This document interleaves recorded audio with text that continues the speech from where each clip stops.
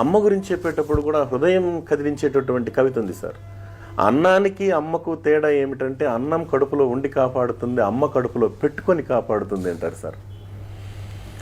దానిలో భాగంగా అమ్మ గురించి చెప్పేటప్పుడు పేగు బంధం సార్. ఇది ఎప్పుడో సాక్షి దినపత్రికలో వచ్చింది సార్, రచయిత పేరు మర్చిపోయిన క్షమించాలి. ఆ పేగు బంధం అనే కవితని మనం కూడా హృదయంతో వినాలి. అది మామూలుగా బిడ్డ మీద ప్రేమతో తల్లి ఇలా అంటుందంట సార్. పేగుబంధం కవిత పేరు. ఒరే నాన్న, నీవు మొదటిసారి గర్భాన కదిలినప్పుడు పరమానందం కలిగింది నన్నమ్మను చేస్తున్నావని. నీవు ఊపిరాడనీయకుండా కదులుతూ హడావుడి చేస్తుంటే ఉత్సాహం కనిపించింది హుషారైన వాడివని. నన్ను చీల్చుకుని ఈ లోకంలోకి వచ్చాక మమకారం పొంగింది నా ప్రతిరూపానివని.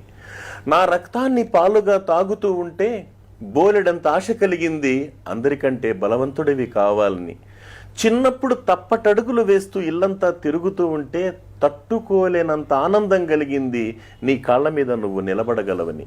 ఆ అడుగుల్లోనే కాస్త దూరమైతే ఆశీర్వదించాలనిపించింది నువ్వు గొప్పవాడివి కావాలని. జీవన ఒత్తిడిలో పడి నన్ను మరచిపోతే కొండంత ధైర్యం వచ్చింది నేను లేకపోయినా నువ్వు బ్రతకగలవని. ప్రాణం పోయేటప్పుడు కంటతడి పెట్టనందుకు తృప్తిగా ఉంది, నీకు తట్టుకునే శక్తి ఉందని. ఇప్పుడే బాధగా ఉంది. అందరూ నేను చనిపోయానని ఏడుస్తూ ఉంటే నన్ను కాల్చేటప్పుడు నీ చెయ్యి కాలుతుందేమని. అది సార్ తల్లి ప్రేమ అంటే.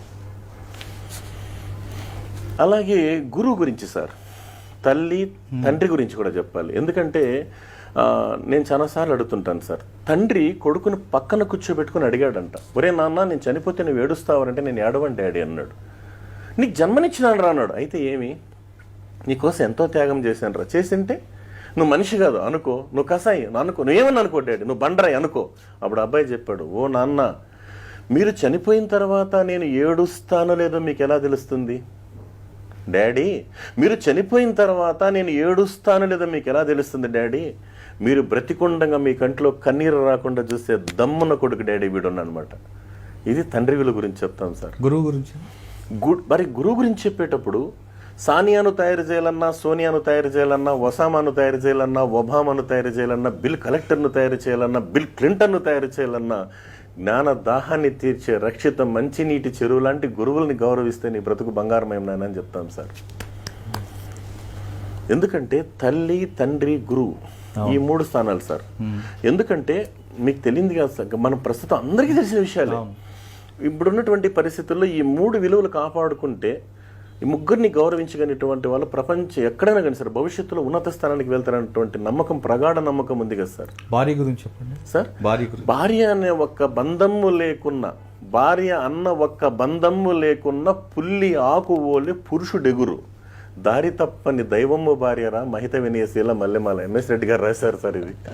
కానీ భార్య సమంటం కదా సార్, సర్వాన్ని వదులుకొని, తల్లిదండ్రులు ఇచ్చినట్టు జన్మనిచ్చినటువంటి తల్లిదండ్రులు అందరినీ వదులుకొని మన దగ్గరకు వస్తున్నారంటే మనం ఇవ్వాల్సిన గౌరవం ఇస్తే ఖచ్చితంగా కుటుంబం నిలబడుతుంది సార్. అక్క చెల్లెల గురించి అక్క చెల్లెలు అంటే సార్, ఆడపిల్ల అనే విషయానికి వస్తే విషయం చెప్తున్నా సార్. ఆడపిల్ల అయిపోతా ఉంది. ఇప్పుడు ఈ ప్రస్తుత ఈ పోటీ ప్రపంచంలో ఈ ముందు డబ్బుకి ఇస్తున్నంత విలువ సార్ మానవ సంబంధాలకు ఇవ్వడం లేదు సార్. ముందు రోజుల్లో గుండెకాయ తీసుకుంటే లబ్ డబ్ అని కొట్టుకునేది. ఇప్పుడు హార్ట్ ఫీట్ డబ్బు అని కొట్టుకుంటా ఉంది